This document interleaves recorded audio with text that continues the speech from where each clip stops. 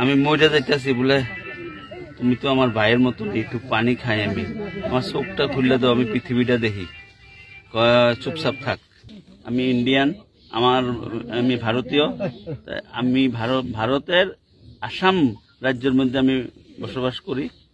আমার এই বাবার নাম হইল মৃত নুরুল ইসলাম। আমার থানা গ্রাম খান্দাপুখুরি, থানা মিকিরভেটা, পোস্ট অফিস মিকিরভেটা, জেলা মরিগাঁও, আসাম। আমি একজন শিক্ষক, আমি একজন প্রাইমারি টিচার। আমার অ্যাপয়েন্টমেন্ট হয়েছে 1996-এ। সেই বাবু তো আমি করতে আছি রানিং। এফটি কেসের মধ্যে আমার একটা কেস আছিল, এফটি কেস খারাপ হলে আমি 2018-র মধ্যে ডিটেনশন ক্যাম্পে যাই। ডিটেনশন ক্যাম্পে 2 বছর থাকার পরে মহামান্য উচ্চতম ন্যায়ালয়ে আমারে আইতে বলে সুবিধা দিছে, আইসি।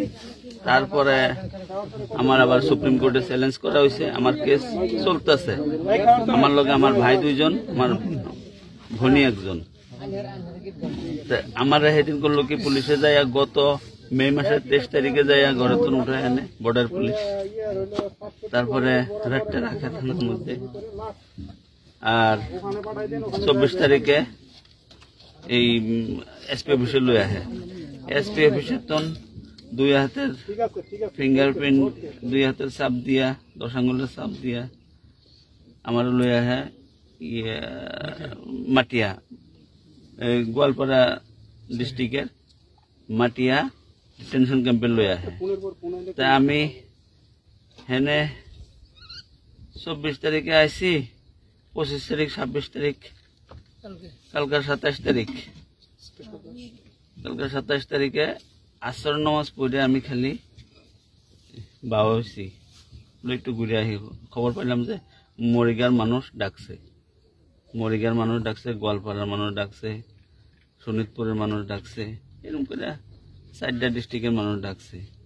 তো প্রথম আমরা গেলাম, মরিগাঁর মানুষটি গেলাম, আমরা 9 জন আছিলাম মরিগাঁর মানুষ। তা আমরা গেছি, যাওয়ার পরে আরো মানুষ তো আছে, এই যে অন্যান্য ডিস্ট্রিক্ট করলো। তারপরে করলো কি, আমি বললাম আমি যাবো না, গাড়ি রেডি করছে, বিএসএফ গেছে 2 গাড়ি, 3 গাড়ি, 4 গাড়ি। আমি যাবো না, আমি যাবো না কইছি। আর আস্তে করে করছে কি, ডিটেনশন ক্যাম্পের ভিতরের দুয়ারটা মারি হালাইছে, লক করে। পরে আমার মার ধরে শুরু করছে বিএসএফ, খুব অমানবিক ভাবে মারপিট করছে। আমার হাত 2টা বান্ধা, আমার চোখ বান্ধা গাড়িতে উঠাইছে। তারপরে আমি মরে যাইতেছি বলে তুমি তো আমার ভাইয়ের মতো, একটু পানি খাই, আমি আমার চোখটা খুললে দাও, আমি পৃথিবীটা দেখি।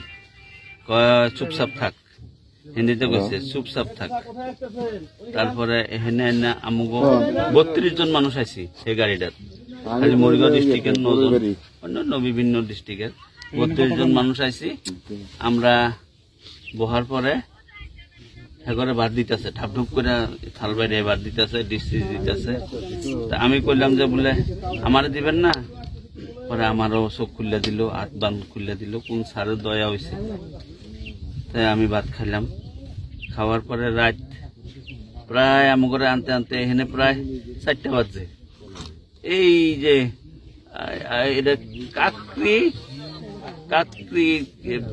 কাকরিপাড়া, এই যে বর্ডার গেট, যেটা মানকাসার আর কি,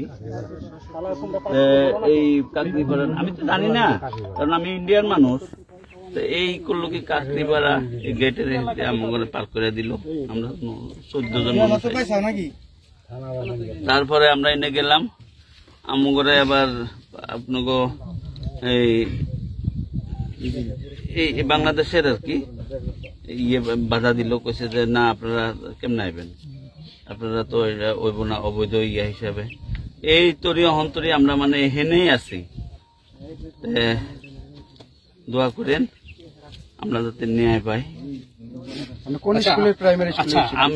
আপনারা কি স্থায়ী ভাবে আপনারা এনআরসি ভুক্ত রয়েছেন কিনা? ইন্ডিয়া আমি এনআরসির কর্মী আছিলাম, এনআরসি কাম করছি, এলপি টিচার আমার এনআরসি কাম দিছে।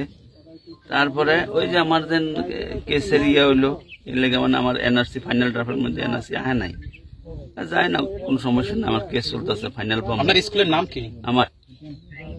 আমি এলপি টিচার, আমার স্কুলের নাম হলো ঠ্যাংখালি খান্দাপুকুরি এলপি টিচার, প্রাইমারি স্কুল। আচ্ছা, আরেকটা বিষয় আপনি বলবেন। বহুত ঘটতে পারে, আপনারা এটা লয়ে বহুত সতর্ক থাকবেন, অনাগত বহুত ঢুকতে পারে, এটা আপনারা সতর্ক থাকেন, কারণ হেরা কোন পাকে কি সুবিধা লইয়া কি করব হেরাই জানে, হেরা এই প্রস্তুতি চালাই। আচ্ছা, আরেকটা বিষয় বলবেন, ওই যে অধিকার সংস্থার কাছে আমি অনুরোধ করি, ভারতের নাগরিক ভারতে থাকুক, বাংলাদেশের নাগরিক বাংলাদেশে থাকুক, বাংলাদেশে তো যায় ভারতের মধ্যে জোর জবরদস্তি করে না। আর ভারত এত বড় রাষ্ট্র, হেরা কি লেগে এই বাংলাদেশের দিকে আমাকে ইন্ডিয়ার মানুষ আইনা ঢুকাই দেয়, এটা তো বিরাট অন্যায়। আন্তর্জাতিক সংস্থা হিসেবে, মানবাধিকার সংস্থা হিসেবে আমি এগোর কাছে অনুরোধ করছি যাতে এই কামটা ভবিষ্যতে আর না হয়, বন্ধ হয়। ধন্যবাদ।